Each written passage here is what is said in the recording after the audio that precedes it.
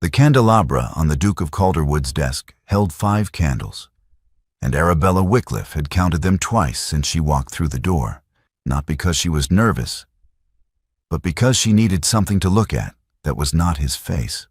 The marble study was cold, even for April, the kind of cold that lived in stone walls regardless of the season, and the single flame cluster threw more shadow than light across the room, leaving the Duke himself half obscured in the dark behind his desk.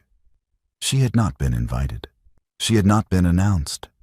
She had walked past the butler with the particular velocity of a woman who has spent 3 days reading a legal petition and arrived at the end of her patience. And no one had stopped her, which told her something about how expected she had been. Gideon Calderwood, Duke of Calderwood, the coldest man in 3 counties by common agreement, had not moved when she entered. He had not stood.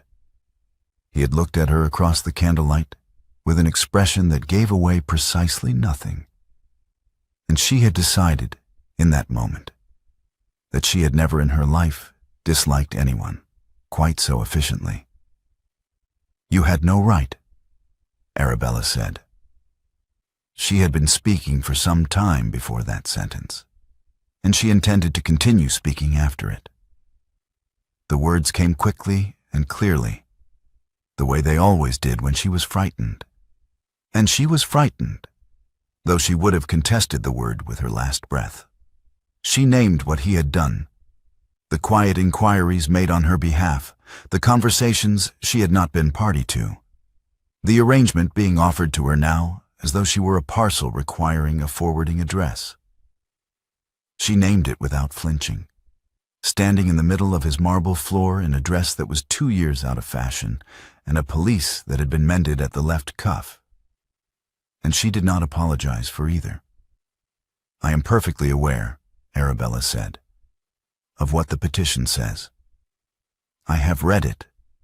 I have read it 4 times, and I have read the cases it cites.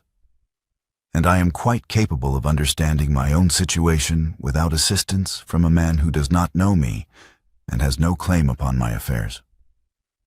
Gideon said nothing.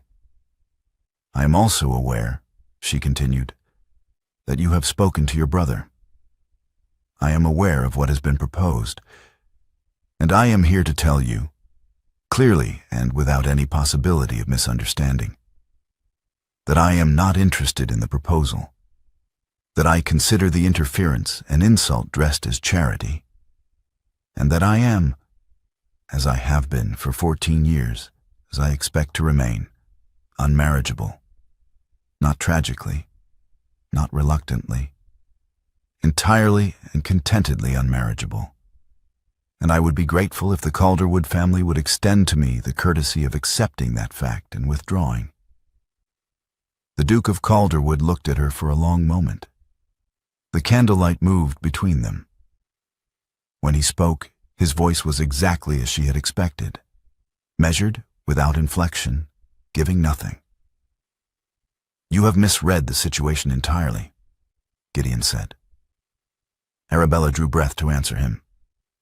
"The man you should be speaking to," Gideon said, "has just arrived." Behind her, the door opened. She heard the click of the latch, the soft sound of boots on marble, and then a pause. The particular pause of a person who has heard something through a door and is deciding whether to acknowledge it. She turned. The man standing in the doorway was pulling off his gloves, 1 finger at a time, with the unhurried manner of someone who had just ridden a considerable distance and was not going to pretend otherwise. He was perhaps 40, perhaps a little more, with the kind of face that had been arranged by weather and work rather than by beauty, and he was looking at her with an expression she could not immediately categorize. Not amusement, not pity, not the polite neutrality his brother wore like armor. Something quieter than any of those. Something that registered her without flinching. He had clearly heard everything she said. Lord Lucas Calderwood tucked the gloves into his coat pocket and waited. Arabella Wycliffe, who had not stopped speaking since she crossed the threshold of Calderwood House, stopped. The silence in the marble study was complete. The candles burned without flickering. Gideon, behind his desk, said nothing and showed nothing, and it occurred to Arabella distantly that this was the first time in the conversation she had noticed his silence rather than filling it. Lucas looked at her. He did not look away. "Miss Wycliffe," he said. His voice was unhurried, lower than his brother's, with the particular precision of a man who spent his working days choosing words in front of judges. "I gather you have several objections." Arabella's mouth opened. She was aware of it opening. She was also aware, with a clarity that was deeply unwelcome, that she had used every argument she possessed in the preceding 10 minutes and had not kept a single one in reserve.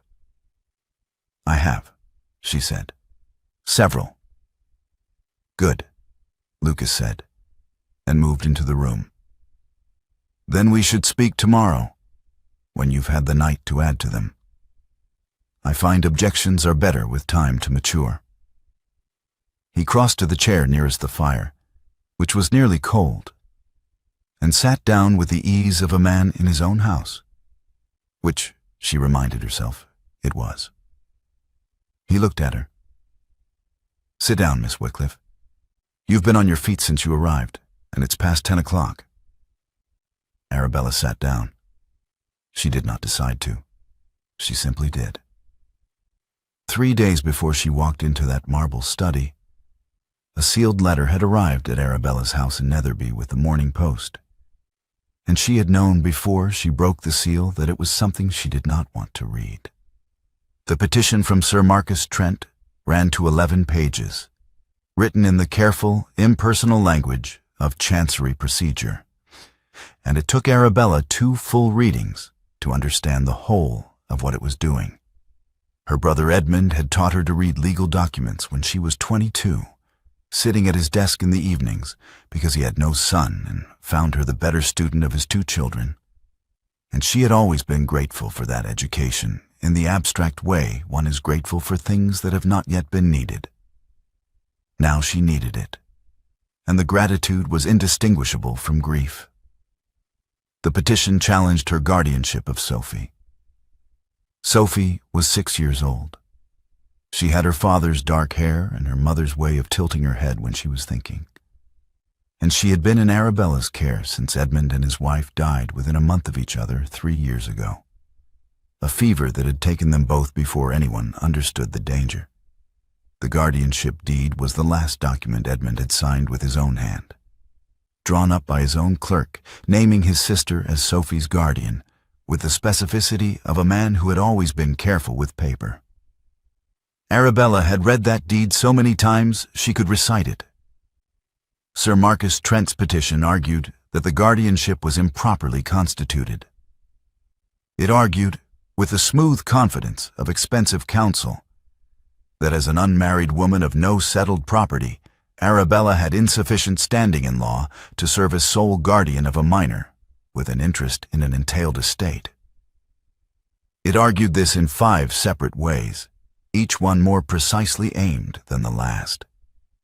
And it noted, in a subordinate clause in the 4th paragraph, placed with the casualness of something that had been thought about very carefully, that the petitioner was prepared to assume guardianship in her stead.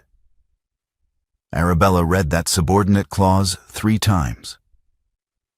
Marcus Trent was her brother's cousin by marriage, a connection so remote she had met him perhaps twice. He had no relationship with Sophy. He had never, to her knowledge, expressed any interest in the child. The petition offered no explanation for why he should want the guardianship, and the absence of explanation was, she thought, more alarming than any reason he might have given. She went to Calderwood House the following morning. She went because a letter had arrived 2 days before the petition. A letter she had not answered, from a solicitor she did not know, asking on behalf of Lord Lucas Calderwood whether she might be willing to discuss a matter of mutual benefit. She had set the letter aside with the intention of declining it. She had not, in the event, declined it, because she had been busy. And then the petition arrived, and she understood, with a cold, specific fury, that the two things were connected. That someone had known the petition was coming before she did. That someone had moved, quietly, on her behalf, without asking whether she wanted to be moved on. She went to Calderwood House furious, and she remained furious through every minute of the conversation she had with Gideon Calderwood. And she was still furious when Lucas sat down in the chair by the cold fire and told her to sit. And she sat. That was the first day. The morning after, she rose before Sophy woke and went to stand in the doorway of the child's room. The schoolroom at Netherby was Sophy's domain, drawings pinned to every available surface, a collection of stones arranged by size along the windowsill. A rag rabbit with one ear sitting on the pillow beside her. Sophy slept with the total commitment of small children, one fist tucked under her chin, the blanket pulled up to her nose. Arabella stood in the doorway for a long time. She had refused help before. She had refused it systematically over 14 years, beginning with the man who had returned her ring the week her father's debts became public knowledge, and ending with every subsequent offer that came with conditions attached, which was all of them. Every hand extended toward her had been extended with a price she could read in the grip. She had built her life on the clear understanding that she was better alone, and she had been right. And she was still right. And she was standing in a doorway, looking at a sleeping 6-year-old who had no one in the world but her. Arabella stood there long enough to understand that she had no other shield. She arrived at Lucas Calderwood's chambers in Gray's Inn at 9:30, without sending word ahead, and found him already at his desk, with 3 stacks of documents and a pot of ink that had been opened since early morning, judging by the slight drying at the rim. He looked up when she entered, and did not appear surprised. "Miss Wycliffe," he said. "I have come," Arabella said, "to refuse the proposal." "I assumed as much." Lucas set down his pen. "Sit down." "I will stand. I have 5 reasons why the marriage would be an insult to any woman of independent mind, and I intend to deliver all 5 before you say anything." Lucas folded his hands on the desk. "By all means." She delivered them. They were good reasons. She had spent the night refining them. And they covered the legal position, the social position, the question of precedent, the question of her own authority over Sophy's upbringing, and the broader principle that a woman who accepts a husband as a legal instrument accepts, with him, every constraint the law attaches to that instrument. She was precise and she was complete, and when she finished, she was fairly certain she had made an unanswerable case. Lucas reached across his desk, lifted a document from the second stack, and placed it in front of her. It was the petition, not a copy. The filed original, with Trent's solicitor's seal in the corner and the Chancery endorsement across the top. "Read the 4th paragraph," Lucas said, "the second subordinate clause."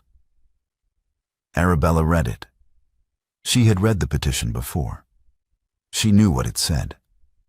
But she had read her own copy, made by her own hand from memory.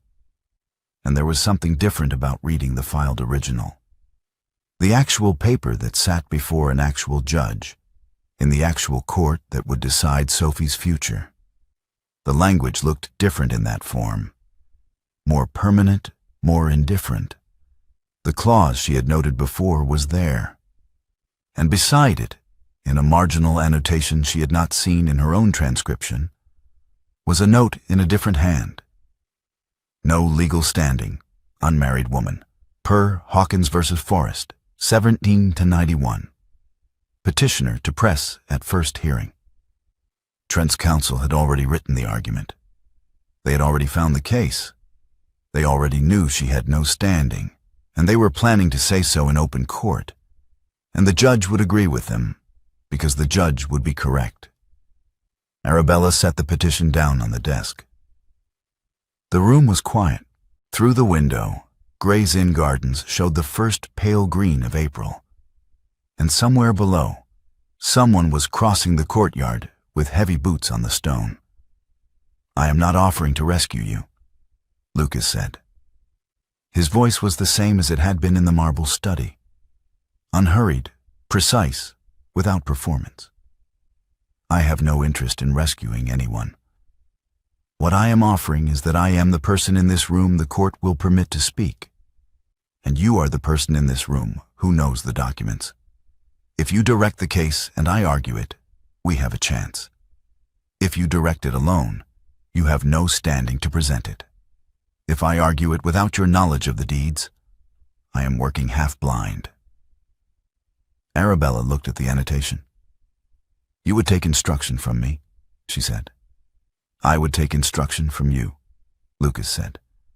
"On the law, on the strategy, on every decision about how the case proceeds. You lead, I speak. That is the entire arrangement." She looked up at him. "And if I direct the case in a direction you disagree with?" "Then I will tell you I disagree with it," Lucas said, "and give you my reasons. And you will tell me why I am wrong, and we will argue about it until one of us is persuaded. That is how I work with any colleague." Arabella was quiet for a moment. "You said colleague." "I did. Not client." He held her gaze. "No."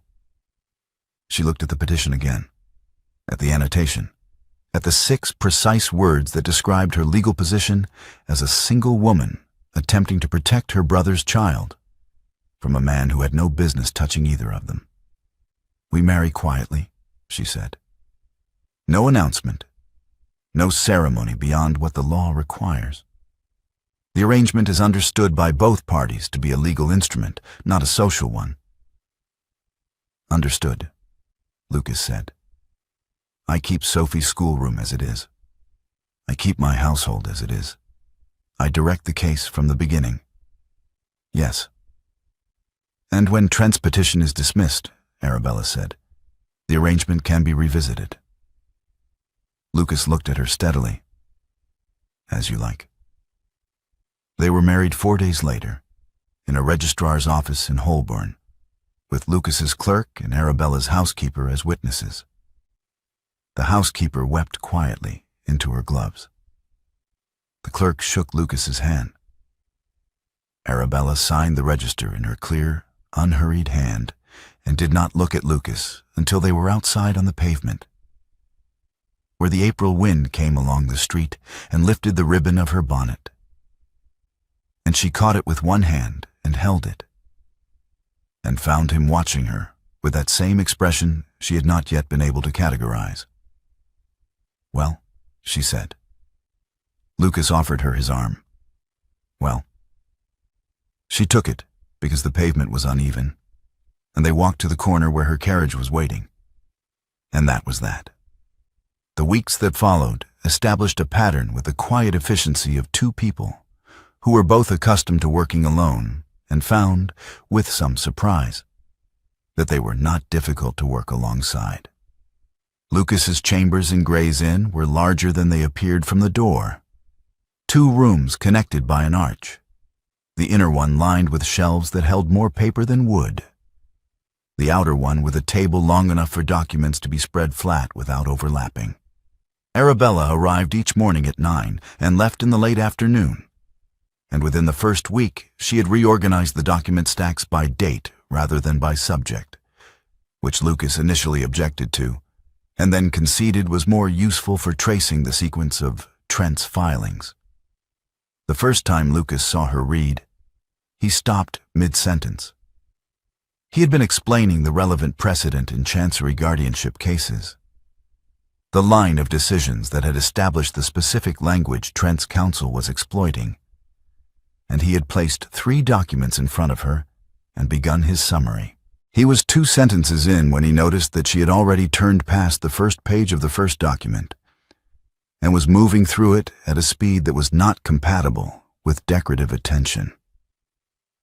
"You're reading it," he said. "I am," Arabella said, without looking up. "You can continue talking, but I find I take in the text better in silence." Lucas was quiet for a moment. He watched her reach the bottom of the second page, flip it, and begin the third. "Your brother taught you this," he said. "Edmund thought it a waste to have a mind capable of reading a settlement and not use it for reading settlements." She turned the last page. He was right. The second case you've cited, Hawkins v. Forrest, was decided on different facts than Trent's counsel is representing. The guardian in that case held no property in her own name and had no connection to the child by blood. I have both. Lucas looked at her. "That is a tenable distinction." "It is more than tenable. It is the distinction we argue at the first hearing, before they can establish the precedent as settled."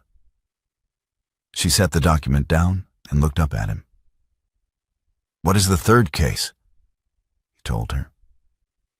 She read it. They argued for 40 minutes about the interpretation of a single clause, and it was the most useful 40 minutes Lucas had spent in chambers in recent memory.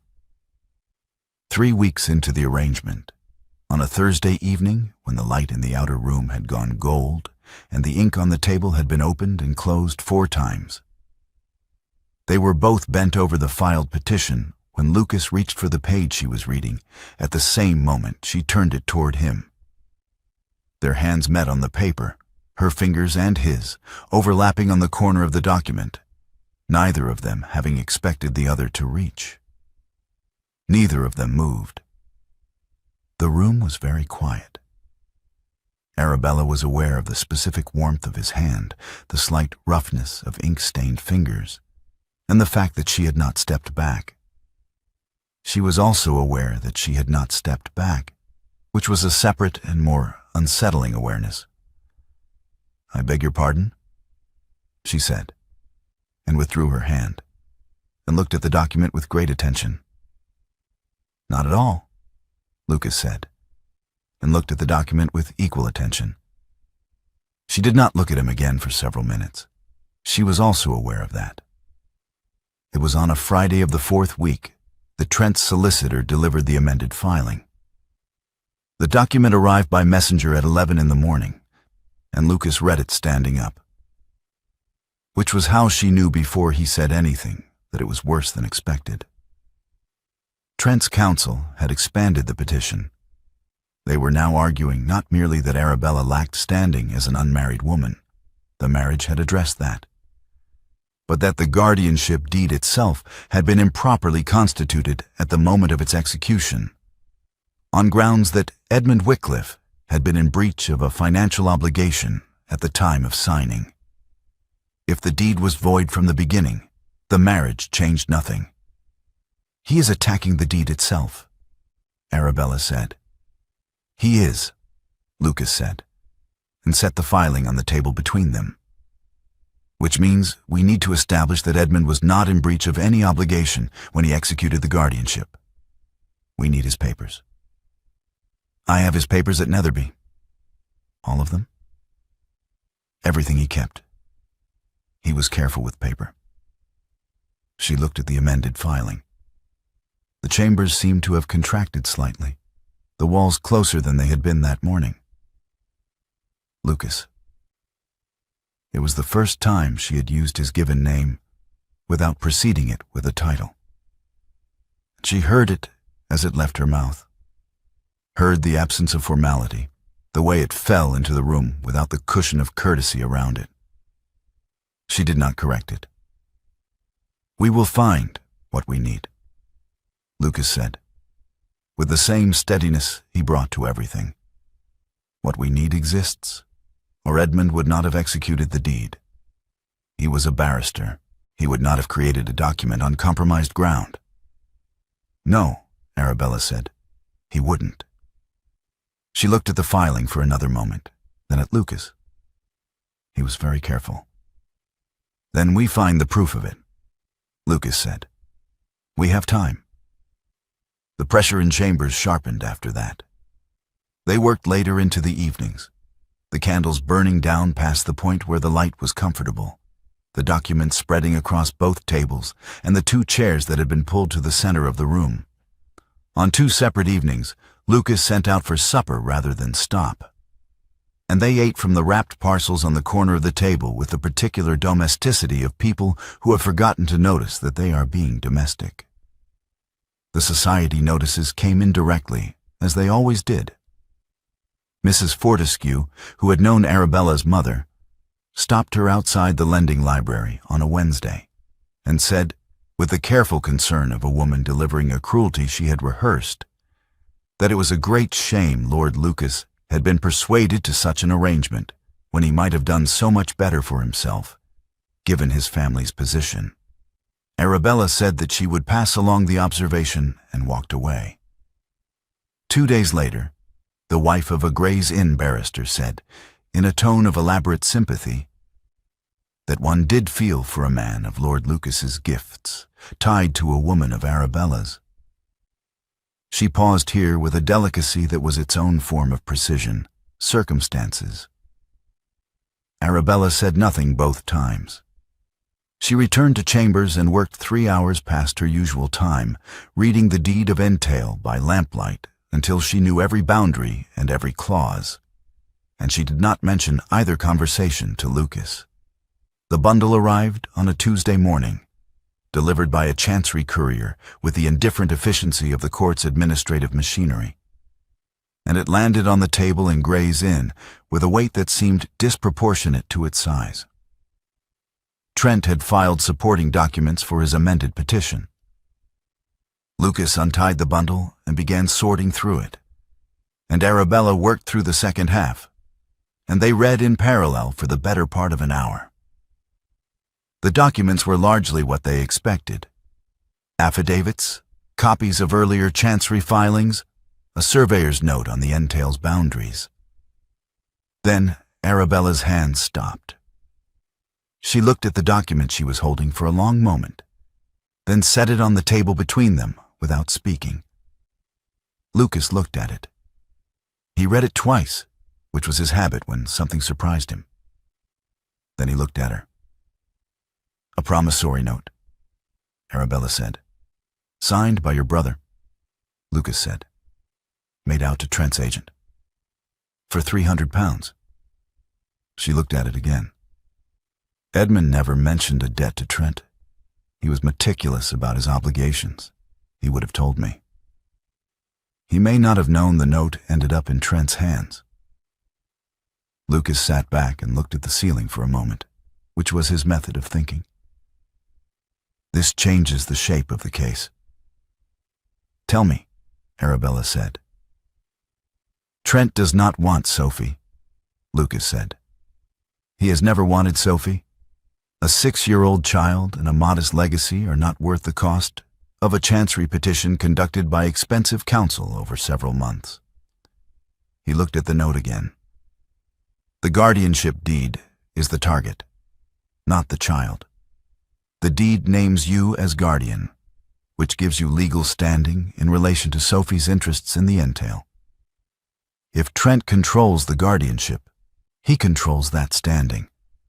And if he controls that standing, he can press a claim on the entail," Arabella said, "through Sophy, using her legal position as the vehicle." She stared at the note. He doesn't want her. He wants what she represents in law. The promissory note is the lever.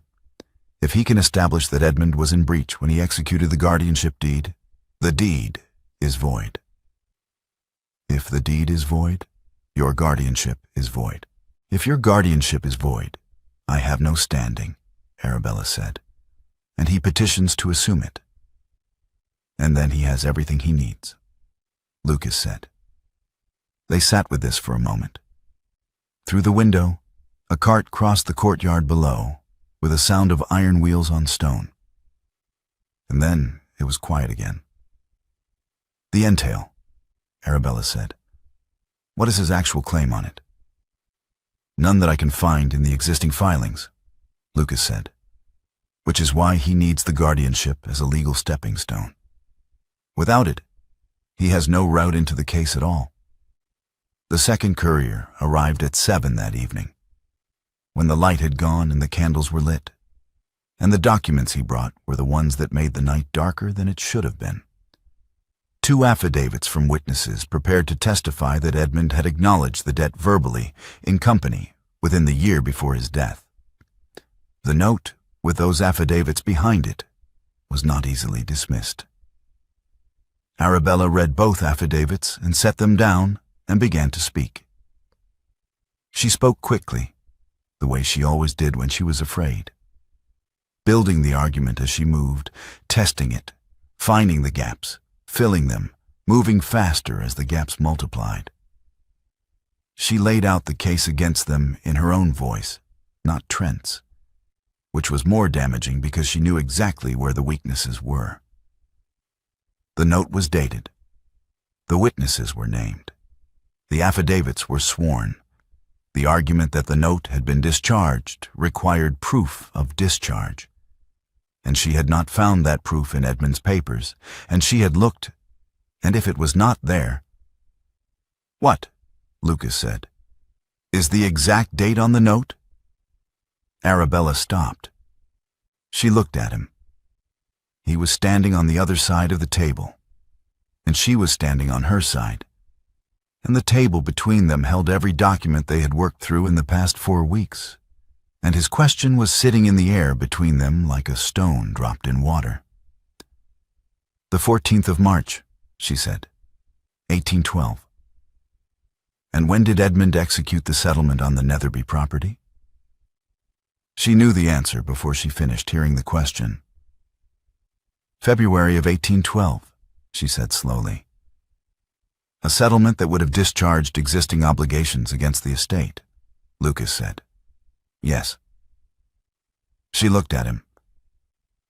"If the debt was covered by the settlement, then the note was written against an obligation that no longer existed," Lucas said, and is void on its face.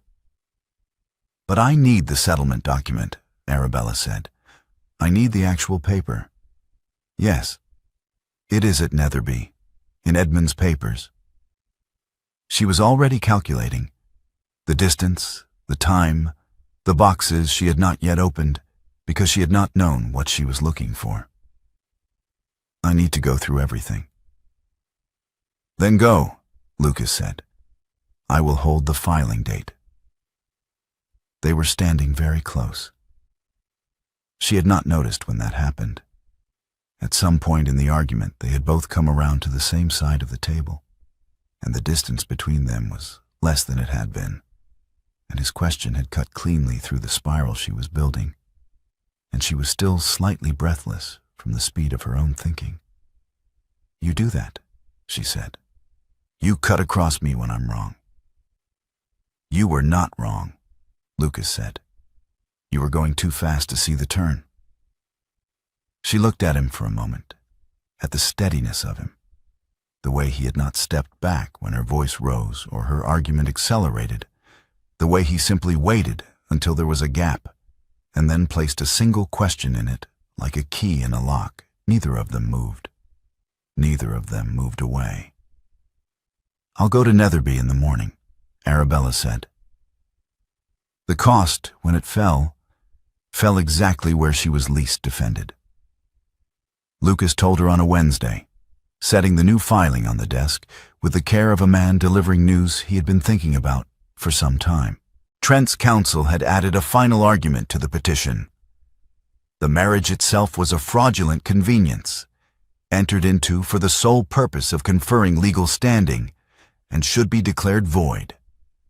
If the court accepted that argument, everything the marriage had given her— the standing, the legitimation, the right to appear in the case at all— would be stripped away. "To answer it," Lucas said, "we need to show the court that the marriage is genuine." Arabella looked at the filing. "How?" "Consistent habitation, shared household, evidence of a real domestic arrangement." He paused. "The things that are not currently present." She said nothing. "I am not asking," Lucas said carefully. "I am telling you what the case requires, and you will decide what you are willing to do." She left chambers early that afternoon and walked for an hour through the Gray's Inn gardens, which were in full April bloom and entirely indifferent to her situation. She had been 18 when her father's debts became public. She had been 24 when the ring came back in a sealed envelope with a note that was 3 lines long and did not contain the word sorry. She had been building the architecture of her independence for 14 years after that, brick by careful brick. And the architecture was sound, and she had been proud of it. And now the only thing standing between Sophy and Marcus Trent was the precise wall she had spent 14 years constructing. Gideon Calderwood came to chambers the following day. He arrived without announcement, as she had done in his marble study 3 months earlier. And he sat down in the chair across from Lucas's desk and looked at Arabella with the same unreadable expression she had catalogued from their first meeting. She had spent weeks believing that expression was contempt or indifference, or the particular coldness of a powerful man who found her situation beneath his serious attention. "I owe you an explanation," Gideon said. He gave it to her plainly, without apology or decoration. The night she came to Calderwood House, the coldness, the minimal responses, the performance of indifference, had been constructed. He had known for 2 weeks before her arrival that Trent was preparing the petition. He had also known that if the Calderwood family appeared to take her side openly, Trent would withdraw the petition and pursue a different strategy, one that would be harder to counter because it would be less visible. So Gideon had done the one thing that would make Trent overcommit. He had appeared not to care. He had made himself cold and remote and unhelpful, and he had let Trent believe the family was indifferent. And Trent, confident that he faced no serious opposition, had pressed forward with the Promissory Note strategy and exposed the entire scheme. The trap had worked. The note was now visible. The scheme was now knowable. The case was now winnable, because Trent had shown them everything. Arabella sat with this for a long time. She had spent 3 months believing that Gideon had orchestrated her life without her consent. She had been furious about it in a way that had sustained her through some of the harder evenings. And the fury had been real, and the injury had been real. And none of that was wrong, except that the thing she had been furious about had not happened. What had happened was more complicated and, in its way, more costly. A man who could not protect her openly had constructed a route to protect her that required him to appear not to be doing it at all. "You could have told me?" she said. "If I had told you," Gideon said, "you would have known. And if you had known, Trent would have seen it in how you behaved, and the trap would have closed on nothing." He looked at her steadily. "I am sorry for the weeks it cost you. I am not sorry for the result." Arabella looked at Lucas, who was watching her with the particular attention of someone who already knew this and had been waiting to see how she received it. She looked back at Gideon. "The petition," she said. "The fraud claim against the marriage." "I know," Gideon said. "That is why I am here." Trent filed the fraud argument formally that afternoon. For one night, sitting alone at Edmund's old desk at Netherby with the case papers spread before her, Arabella looked at the shape of what remained and understood that the only answer to it was the one thing she had refused to let exist. The marriage had to be real, not performed, not argued. Real, in the way that could be seen and known and attested. And she had kept it from being real with the same precision she had kept everything else in her life from being real. Because real things could be taken. And she had learned that lesson at 24 and never unlearned it. She sat at the desk for a long time. Outside the window, Netherby was dark and quiet, and from down the hall she could hear the soft sound of Sophy's sleeping breath, which was not actually audible at that distance, but which she heard anyway, because she had been hearing it for 3 years. She put the papers in order, tied them with the red tape, and went to bed. She spent 2 days in the attic rooms at Netherby, working through the wooden boxes that held Edmund's papers from the years before his death. Edmund had been a careful man, which meant the boxes were labeled, and the labels were accurate. And she found the settlement document on the afternoon of the second day in a box marked Property, Netherby, 1812, folded inside a larger conveyance and tied with a separate piece of tape that Edmund had marked in his own hand. Settlement executed February 9. All prior obligations discharged. She held the document for a moment. Then she read it through, slowly and completely, because she had learned not to assume she understood a document until she had read it. The settlement discharged all existing obligations against the Netherby estate as of the 9th of February, 1812. The promissory note was dated the 14th of March, 1812. The note had been written against a debt that had been legally discharged 33 days before the note was signed. The note was void. It had always been void. Trent's entire case rested on a document that had no legal existence. She drove back to London that evening and arrived at Gray's Inn at 8:30, when the courtyard was dark except for the lamp above the arch and the light in Lucas's window, which meant he was still working, which she had known before she arrived because he always was.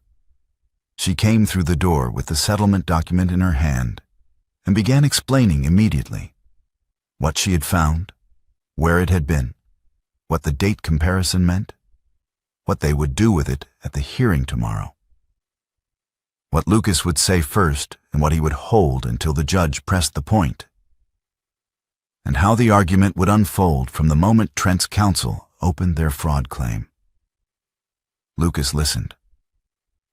She was mid-sentence, laying out the sequence of argument, when he stood up from behind the desk, crossed the room in 3 steps, put one hand to her jaw, and kissed her.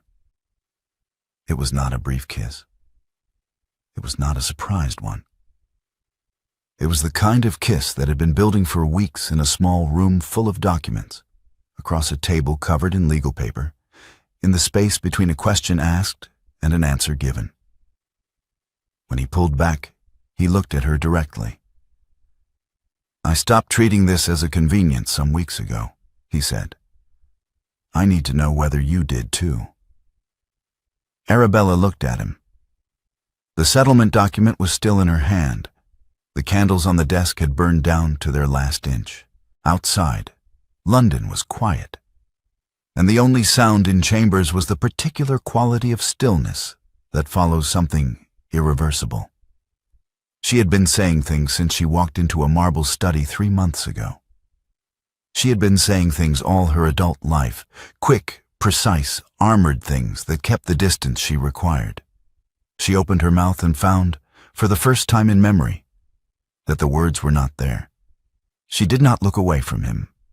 His hand was still at her jaw, and she did not move back from it, and her silence sat between them like an answer they both understood.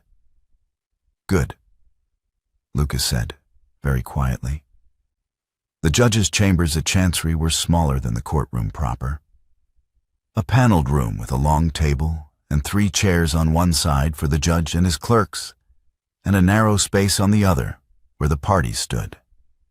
Trent's counsel was a tall man named Greville, who had the polished confidence of someone who had never lost a case he had prepared thoroughly, and he had prepared this one thoroughly. Lucas stood beside Arabella, close enough that she could hear him breathe. Greville opened with the fraud claim against the marriage.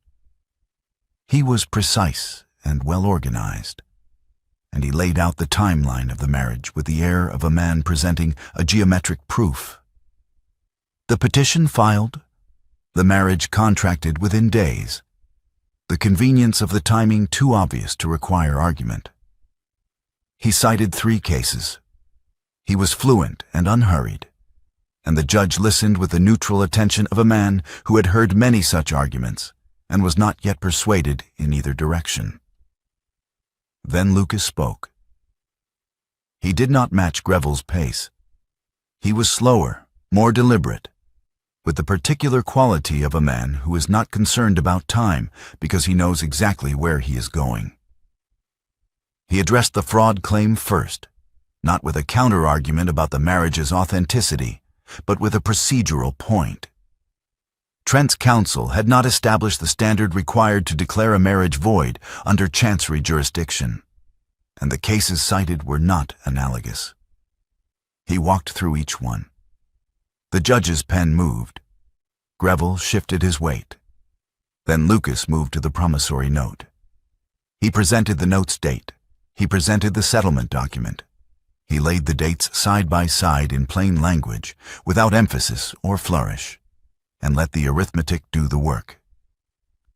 The note was dated 33 days after the settlement discharged all prior obligations.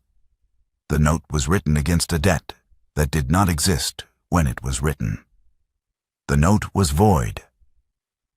Greville objected. The judge asked a question about the settlement's scope. Lucas answered it. The judge asked a second question. Lucas answered that too. Then the judge looked at the settlement document. The source of this document, the judge said. Where was it found? Lucas turned to Arabella, and she passed the document to him, her hand steady, her face composed, the way it always was when she was most afraid. The document was found, Your Honor, Lucas said, by my wife, Arabella Calderwood, formerly Wycliffe, in her late brother's papers at Netherby. Mrs. Calderwood is trained in deed and settlement law, having studied under her brother Edmund Wycliffe, barrister of this court. The identification of the document, the analysis of its legal significance, and the argument you have just heard regarding the promissory note's invalidity are substantially her work. I have argued it. She found it. The room was quiet. Greville looked at Lucas with the expression of a man recalibrating. The judge looked at the settlement document, and then at his clerk, and then at Trent's counsel. The note, the judge said, appears to have been drawn against a discharged obligation. It does, Your Honor, Lucas said. Mr. Greville, the judge said.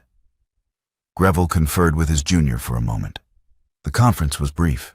When Greville straightened, something had shifted in his posture, not defeat exactly, but the specific adjustment of a man deciding which retreat costs least.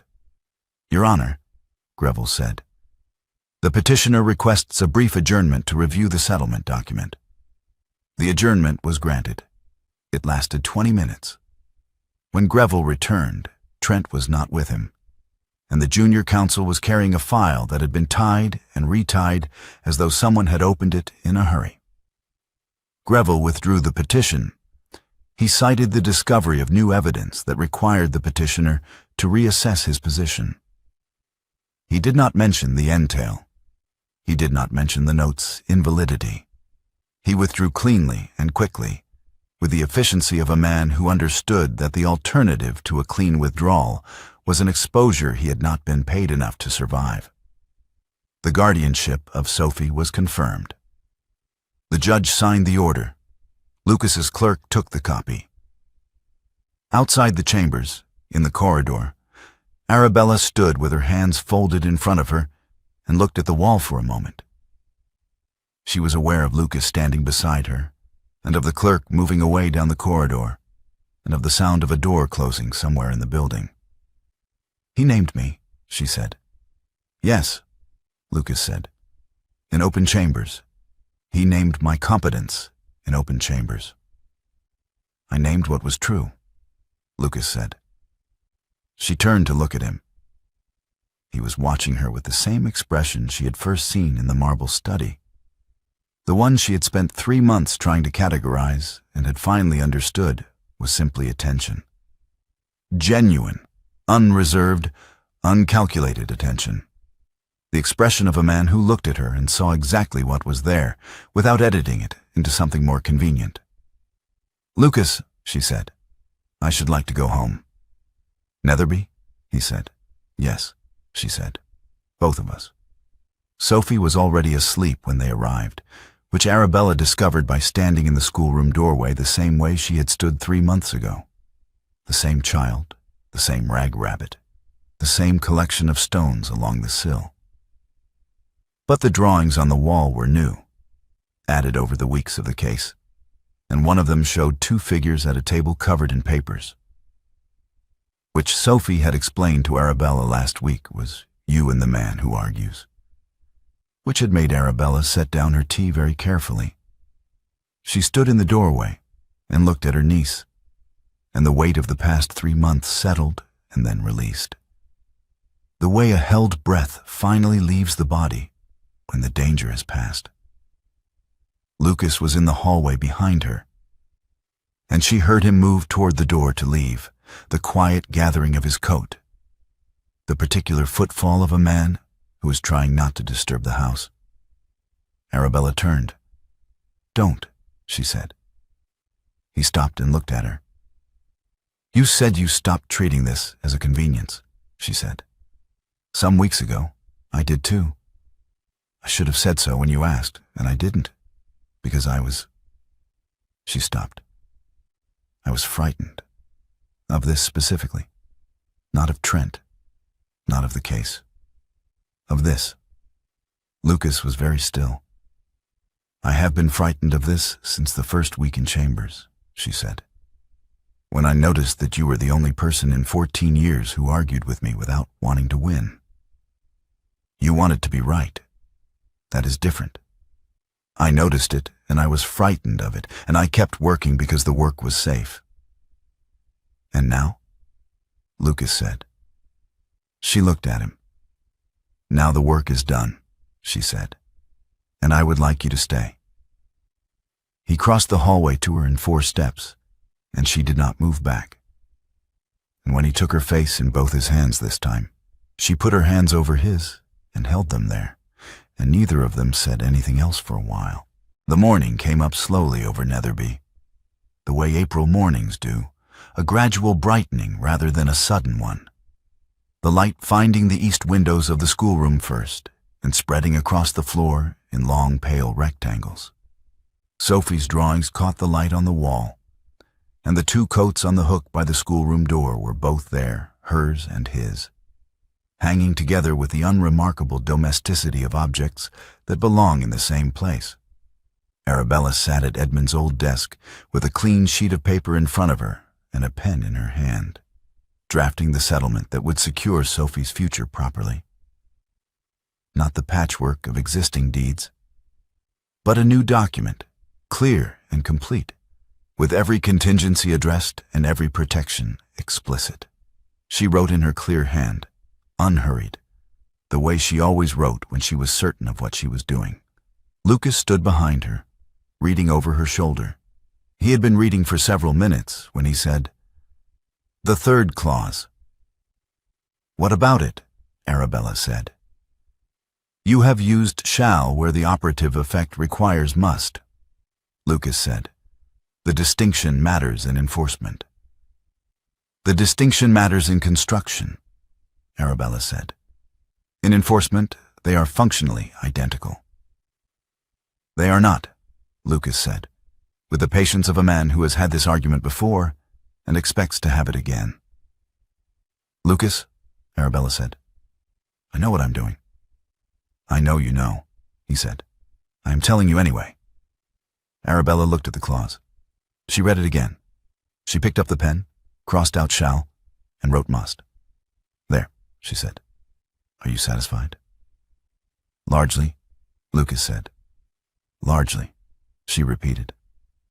"The 4th clause," he said. Arabella made a sound that was not quite a laugh and not quite exasperation.